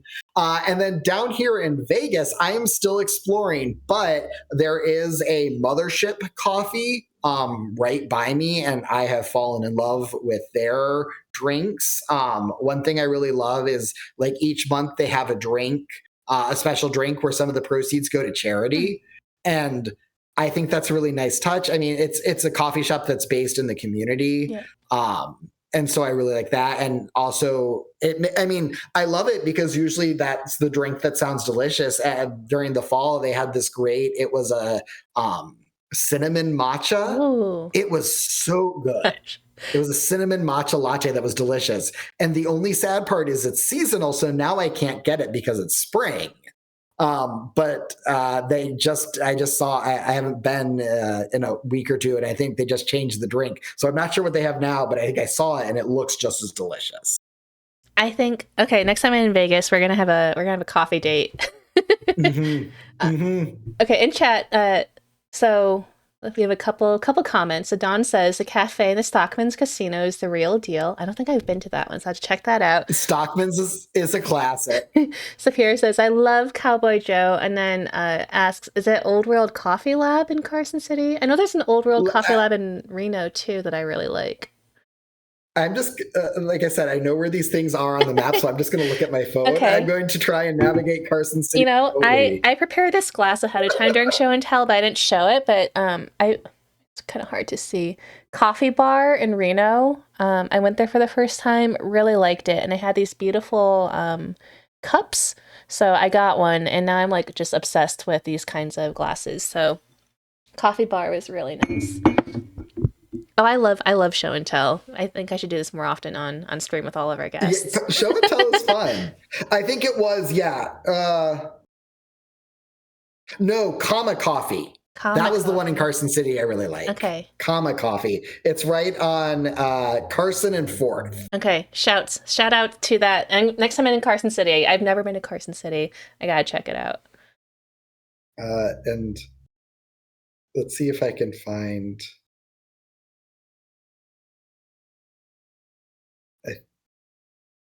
Let's try. I think too, I'm going to try, I've never thought about cinnamon and matcha together. I'm definitely going to have to try that combination. That sounds really interesting. I have some matcha that I'm ready to make it with. It worked really well. Are you looking up the Reno coffee shop? Yes. Was it? Well, I'll be there next week, so whatever you say. I will find it later and let you know. I'm not having any luck finding it right now. That's all right. Yeah, let me know. I'll be in Reno next week, and I'm going to check it out. And I'm sure it's going to be awesome. I was going to say if it's bad, I'm going to yell at you, but it's not going to be bad. I know it's going to be great. So I'm really excited to go. I'm trying to think of... So I wanted to ask you, Brad, if you don't mind sharing, like, can you tell us like some like fun or like really interesting like stories from your work at the the Western Folklife Center, or since working at the Nevada Arts Council, to sort of a chance to tell us more about folklore and folk life in Nevada. Like, I don't really know that much about Nevada folklore. Maybe I know more than I should, but I feel like I don't know that much. Like, is Area 51, is that folklore? That would definitely. And so one of the things I find particularly interesting about Nevada and folklore is this is going to be true of every state, but no other state or no other city has kind of commodified stories about itself in the way Nevada, Las Vegas has. We've the marketing slogan, what happened in Vegas stays in Vegas. It is this Vegas as a cultural thing, as that, the site where you develop stories, you do weird things. And Area 51 really fits well into that of, these stories about things happening in Nevada, which I mean, has a lineage I mean, the atomic tests, all of that, like it's all kind of rooted in these same, I mean, anxieties about modernity and technology and all of that. But I mean, you get, popular cultural expression like that raid on Area 51 and these stories about aliens and I mean Lake Tahoe, Pyramid Lake, these stories about lakes and creatures in lakes. And I mean those are very much drawing on indigenous traditions and the first people that are on this land. But you also get all the different cultures and stuff moving to Nevada, whether it's, the cowboys and cattle culture and the traditions there. And it's one of the things that the gathering kind of works so well as a place for all these different people to get together and share stories and talk about why rural life, why cowboying, why the culture is important and why, they if they're born into it, why they stay in it. But there's always been a history of cowboys who aren't cowboys becoming cowboys. It's they're think about, I mean, not Rambling Jack Elliott. He, doctor's son in New York who went and joined the rodeo and the circus and got into folk music that way and did rodeo and all that. And I mean, that's one of the things that's great about the gathering. You can sit and talk to Ramblin' Jack. I mean, got to sit and talk with Ian Tyson, rest in peace, sit and talk with all these great performers, hearing their stories, hearing their work. I mean, Nevada treasure Waddy Mitchell sharing his poetry, and it's all stuff based in real life. Being able to hear people tell their stories in a way they don't get to elsewhere. And I feel like I've gone afield from your actual question, but it's one of the things that's really great about Nevada, I find, is that we're a big state, but we're not necessarily a populous state. So there's a lot of people who know people. Yep. And it's a state that is kind of about these relationships and making these connections with people and sitting and having a drink, sitting and having a beer, sitting and having a coffee and just catching up. Because I mean, part of that is that ranch heritage of you don't know your nearest neighbor's 50 miles away if you're lucky. So you don't know when you're going to see them. So you're going to sit and visit for a while and share stories and catch up. And that's one of the things that's really nice that, that's not just in the rural areas, that's in the cities too. And people will sit and visit and share stories, share traditions, and keep their cultures alive through, events like Vegas has lots and lots of different cultural festivals. And it's super great that all these communities are keeping their culture alive and innovating and changing based on their relations they're making with other cultures here in Vegas and the context of Vegas in the desert and adapting to, you got a giant sphere right there that does weird things. And, the way the local community embraces it, but also the way people outside of Nevada, outside of Vegas talk about the sphere. It's become a meme. Yeah. That's just super great to see, not just the way Nevadans kind of have their own culture, but the way Nevada impacts culture on a broader scale and the stories people take away with them when they leave Nevada. I'm thinking about the praying mantis in Container Park, the one that breathes fire. That's always a good one. Yeah. And Burning Man and the impact that's had on Nevada culture and everything is another one of those. I mean, there's parallels with the gathering. There are these giant events that bring in people all around the world to these rural areas. And I mean, for Burning Man, even more rural than Elko. It's not on a major highway. At least Elko has that people take the time to go and be in community with the other people and have their culture and have their traditions. And, you talk to any burner, they've got their plethora of traditions surrounding the event and the way those traditions help build community, and the things you do on the way, the things you do while you're there, the things you do as you're leaving. And it's that communal ethos that really is so special about it and makes it stand out as kind of its own folk group with its own traditions and everything. I think the Arts Council is really lucky to have you, Brad. I think just someone who just, loves Nevada, loves talking to people, and just loves like getting to hear these stories and share them with other people. So I always like talking to, I'm not biased just because I have people who are friends who are folklorists, and not just because I went to grad school and half the department is folklorist, but I think folklore is just, there's just something really special about just celebrating like everyday people and the things that we do, the things that we talk about, and just highlighting that and, saving and, preserving a lot of that for generations to come. And Sapira says in chat, yes, we're so lucky. Oh, yeah. Oh, I'm so lucky. I mean, it's one of those things. I mean, you get a degree in folklore. The answer, you say, oh, what are you studying? Folklore. The immediate question is, well, what are you going to do with that? I'm like, well, this. I'm first to admit, very lucky to, have a job in folklore, be able to be doing something that I love with it. But I mentioned earlier, the bastard child of literature and anthropology. It's what really drew me to folklore, and it's an argument I would have on occasion with one of my roommates in college. He was studying English, and so we would start talking about stories and literature and all of that. And so ultimately, which is more important? He's like, oh, I'm studying great literature and stuff like that. I'm like, okay. We're at a table with a bunch of college students right now. Most of them are doing, computer science, those kinds of things. Let's go and ask them, which of them can summarize James Joyce's Ulysses versus how many of them can summarize Little Red Riding Hood?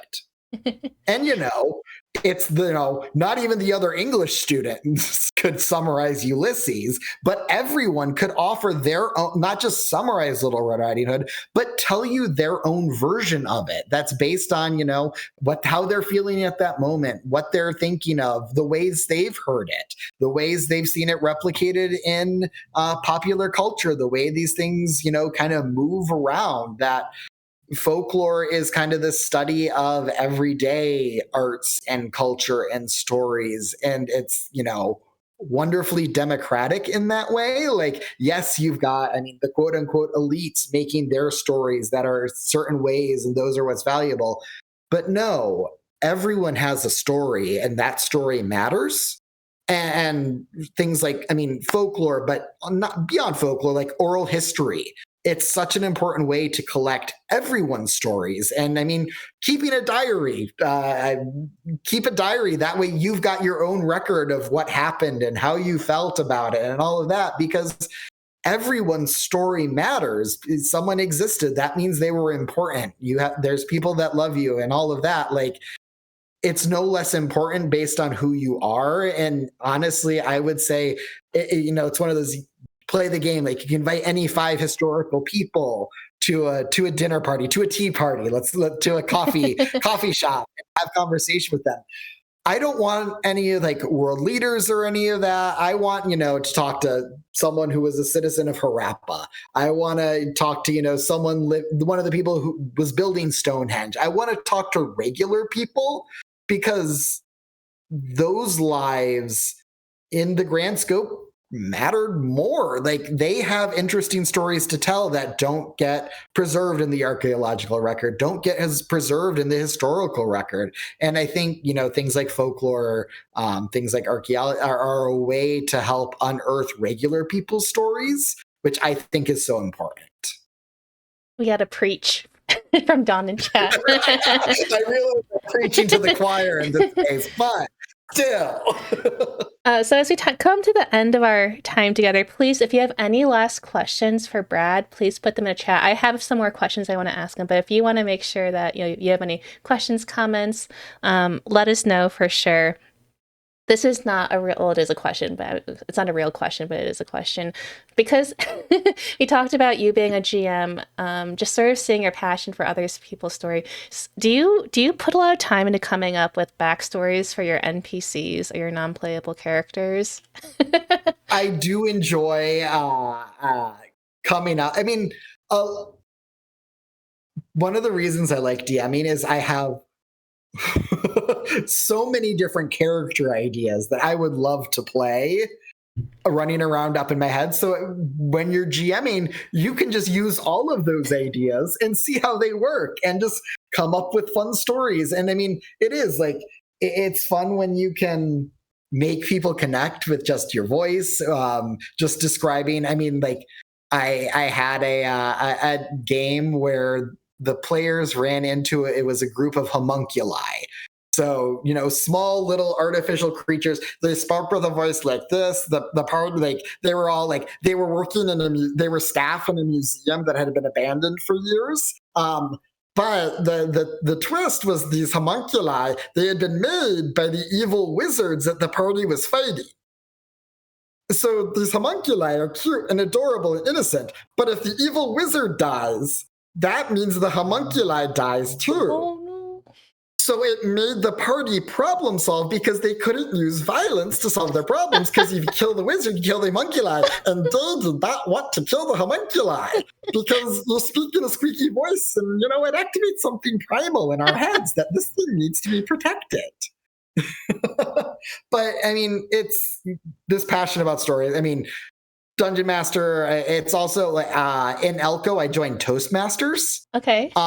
Which, if you're not familiar with Toastmasters, it's a group dedicated to public speaking. That also, I mean, it's another way. It's all about people telling their stories and getting a chance to practice telling your story.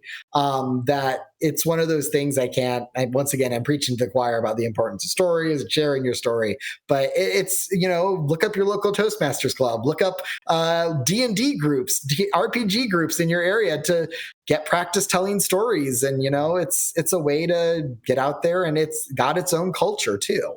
Absolutely. Okay, Brad, there is no right or wrong answer to this question, but it's a question I like to ask all of our first-time guests, and that is, what do the humanities mean to you? So to me, the humanities I mean, it, to a certain extent, it's what's in the name. The humanities are what make us human. It's this kind of shared appreciation of culture, of literature, of stories, of the kind of that stuff of life. That helps define us. It's sharing knowledge. It's getting together over a hot or a cold drink and sharing stories, sharing ideas. It's coffee clubs and the revolutionary eras being a revolution of a revolution. I'm apparently in Revolutionary Girl Utana, how many times I'm saying revolution. It's, a place for people to share ideas and come up with ideas and talk about the things that make them happy, talk about the changes they want to see in the world, talk about how to bring those changes into reality. It's civic discourse. It's all these things that we do because we're human. These things that kind of are those ineffable qualities that make an individual, and what makes me, what makes you, what makes the people in the chat. It's the things that give us an identity, give us hope, give us reasons to keep going. I'm going to print that out and frame it. Thank you, Brad. You should do it in. I want to actually see that in latte art. Okay. Try and fit that whole quote in a little coffee cup. I will. I know. I think I'm just waiting for the recording of this to come out, and just like Kathleen's latte art skills, I would say like 1 out of 10, but maybe like 10 out of 10 would still drink. So 10 out of 10. 10 out of 10. Thank you. Okay, another question for you. What are your top 3 places or things to do in Nevada? So this is a chance for you to, just let us know places or things that are really meaningful to you. It doesn't have to be touristy, but just things that you love or places. So one place I really love, Lamoille Canyon out near Elko. I mean, go down to Lamoille Canyon. It's breathtaking. It's so stunning. Um, Another place, Elko area, that I always really it's luckily it's on the path between Elko and Nevada and Las Vegas. Secret Pass Huh. is another. It's a little pass out past Halleck that you go through, and it's one of the. It's driving through that pass was kind of this moment where I kind of the moment where Nevada really clicked for me because I moved here, Wales, Michigan, Oregon, all those places. I mean, it's green, they're lush, they have water. Nevada is not that. Or lots of parts of Nevada, yeah. Yeah, lots of parts of Nevada. But driving through Secret Pass, just the hills and valleys of Nevada, it really clicked. Nevada's geography is just like Wales. That you've got these hills, these mountains, these valleys, and you've got these pockets. It's just a palette swap. And so driving through Secret Pass, I mean, there's, there's beautiful pools and waterfalls. It's so gorgeous. It's so beautiful. If you're ever up there, if you're ever going from Las Vegas to Elko, drive through Secret Pass, stop there for a spell, bring a sandwich, bring a thermos, sit there and enjoy the view for a while. And then down here in Vegas, I really like Spring Preserve. It's a beautiful park. They've got the State Museum there. They've got the Origin Gallery. I was just there a couple weeks ago for a Black History Month festival that was so well done by Clark County. But I mean, they've got all sorts of native plants. They've got gardens there, and it's this really great example, not just of the natural landscape and how important that is, and the desert that Nevada is in, but also the ways humanity has impacted that landscape. Because I mean, they've got a section talking about the way the indigenous people use the landscape and the changes they made because they've been here since time immemorial. The ways, when the Anglo population started coming in, and the ways, the gardens got set up and adapting plants to live in this environment. And it's just such an interesting space to walk around and to see all that. And then, I mean, there is something magic about the Strip, just as this kind of sparkling glimpse of modernity and the way you can honestly, my favorite view of the Strip is when I'm out in like Henderson, driving back in towards town, like you just get this view of the Strip that is so beautiful that like you can just see it no matter where you are in the Vegas Valley, and like you can see the Sphere and like flying in and out of Vegas. It's nice. Like I've only been here, 6 months at this point, but coming back, like as soon as I see the Strip, I know I'm home. And I might barely go to the Strip because it's a pain as a local, Yeah. but like knowing it's there and kind of serving as this, compass to navigate around, there's just something kind of magic about that. And the Sphere, I can see the Sphere from my office, and it's fascinating to look out and see whatever's going on it at any given moment. Have they put the Eye of Sauron in the Sphere yet? Not yet, but I've got my fingers crossed. Okay. Amazon's got the money. I'm hoping when they, come out with Rings of Power season 2, we're going to get some cool Lord of the Rings things on there. I want to see that. Yeah, I think I've only seen it in memes. Have the eye. But thank you for sharing all of those places. I haven't been to Lamoille Canyon, but I remember I met a woman who's from that area, and I think it'd be cool to do more. I think northeastern Nevada needs, just more cool things happening. So hopefully you can bring some there. The Rubies in general are just if you like hiking, the Rubies are so great. All that whole country up in northeastern Nevada is just, and northern Nevada, and I mean Nevada in general, it's just, we don't think of it as an especially beautiful place, but it really is. Like there's so much beauty when you're willing to go out and seek it. And sometimes you don't go out and seek it and just smacks you in the face and is like, I'm here. Yep. Which is really great. I'm really excited for you to just explore more of Southern Nevada now that you're there. Oh, and Yeah. Dawn says Valley of Fire State Park. Yes, I've been there once. That's Hmm. really, really beautiful. Yeah, people forget Yeah. sometimes that Vegas is just surrounded by all these amazing natural places that you can go within, Hmm. half an hour, hour and a half. It's not that far away. And it's one of the, like, when I was back up in Elko for the gathering talking to all the cowboys, they're like, well, how do you like Vegas? How are you liking the big city? And it's like, one hand, I really appreciate the fact that I don't have to cross state lines to go to Target anymore. There's three within 20 minutes of me.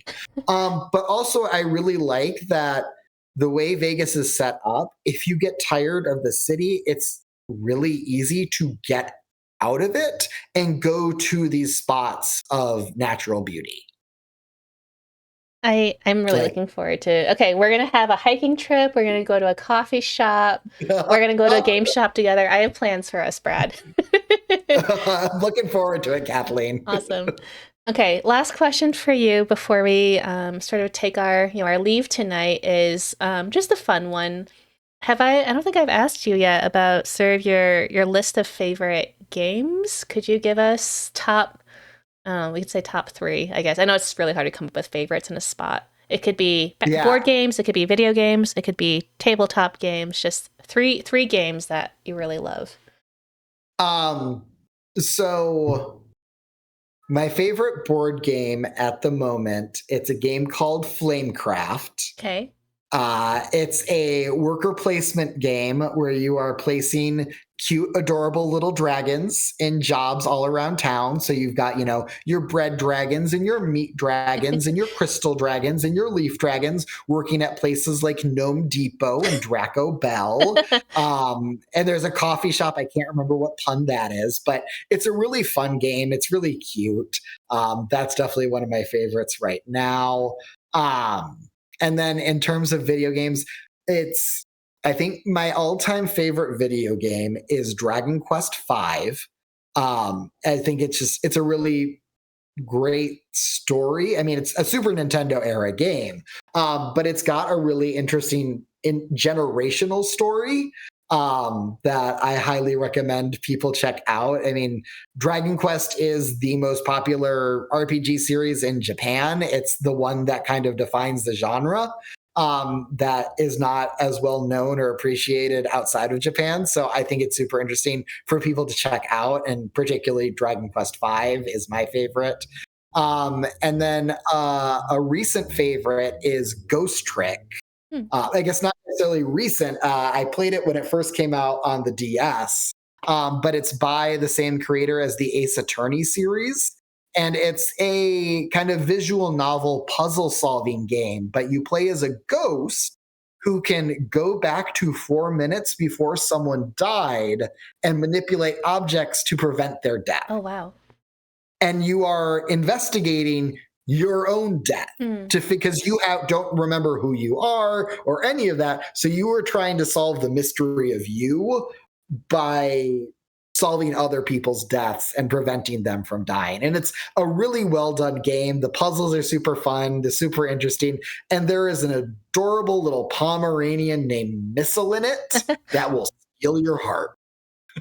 I'm ready to meet Missile. I've seen someone I know stream it, so I'm really excited to play it eventually. And thank you for sharing all that. I love Dragon Quest. I haven't played 5, but when I was in college, I love the slimes so much. I printed Mm-hmm. out a picture of a king slime and put it next to my wall, next to my bed, at night, king slime would be next to me. Mm-hmm. So It's in a different room, so I'm not going to grab it for show and tell, but I have got a giant king slime plushie that oh. is very impressive Okay, Brad, and we're gonna have very you back on Hime's at play, wonderful. and we'll show off our plushie collection next time. Uh-huh.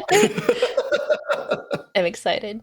So I have a big Yeah. Appa and a big Snorlax. So okay, I'm ready Okay. for Yeah. this. I'm going to throw in one more game. Sorry, Okay, no, you go asked me ahead. for three. I'm going to give you four. Another one of my favorite games is from the Wii, Fire Emblem Radiant Dawn. Yes. Fire Emblem's one of my favorite series, but Fire Emblem Radiant Dawn I think is really interesting in the series because instead of just following one narrative, you follow multiple narratives and switch armies. And you are actually, during certain points of the game, fighting your own units as these two characters come into conflict. And it's this, I think, a really interesting discussion of, why do we fight? Nationalism, racism, all these different themes come together in a really interesting way.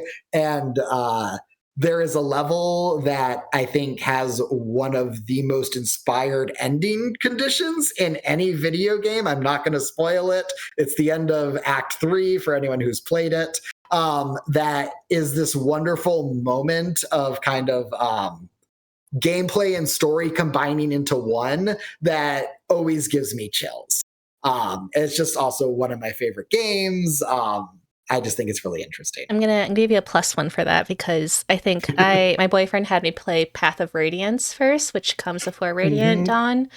So this is Ike, the main character sort of when he's younger, and then I love that Radiant Dawn picks up, a couple years later now that he's older, and you really get to see all of these characters and storylines from the game before really fleshed out. Although you can play them, on their own, but Radiant Dawn was beautiful and amazing. So thank you for sharing that. It's this great, because like you said, there's Path of Radiance, and it feels like, beat the evil emperor, reclaim the country, everything's at peace. No, life continues on. There's still problems. And that whole first part is dealing with, well, the evil emperor conquered another country, which means his country, when it got conquered back, is now under an occupying force. And there are innocent people who don't deserve that. And just the way it looks at every side of a conflict is very well done. And not a narrative you necessarily find in a lot of games. Yeah. Good narratives, always a plus. So, okay, Brad, I can't believe we are at the end of our time together. I don't get to hang out with you nearly enough. So I'd love to have you on back in the future. We can talk about, down the line what that might entail. But I think, we've really had such a wonderful time learning from you today in chat. Hearing about, what you do in Nevada and for Nevada, about your background. I think it was just really, really great. So thank you again for taking the time to hang out with us, talk about all the things that you love, do some show and tell. We'll have to do it next time. Yeah. Thank you for having me, Kathleen. It was great. And and anytime you want me back, just let me know. Okay. One's in chat. Put a 1 in the chat if you want Brad back. I'm going to put a 1 in the chat. So we're going to be back, just for everyone in our chat. We're going to be back in 2 weeks from today on Thursday, March 21st from 6 to 8 p.m. We're going to be Pacific, and we're going to be back with returning guest Josh Webster from Great Basin College. And Josh and I are going to be playing a tabletop choose your own adventure game together on stream. And we're going to be talking about storytelling. I think March 20th is International Storytelling Day, so this is going to be the day after. And I'm going to see if I can move my camera so it shows my desk while we play this choose your own adventure card game together. And I'm really excited to do that. And don't forget, you can learn more about our programs on our website, nevadahumanities.org. If you have time, we do have a survey that you're welcome to take. If you'd like to, share your feedback, improve programming, share names of guests or topics you want us to have here. And then, of course, we put our past rooms on YouTube whenever we can for people to see. If you want to find that moment again where we're playing the game and the car went by and then the car... in real life, that was amazing. So we gotta find that moment. You can do that on YouTube. But have a wonderful rest of your evenings, everyone. Thanks so much for hanging out with us tonight. Thank you, Brad, for again, just hanging out, telling us more about what you do. It was just really lovely. Thank you again for having me, Kathleen, and thank you all to everyone in the chat for watching us play and listening to me babble for a while. Love it. Okay, bye everyone. See you next time.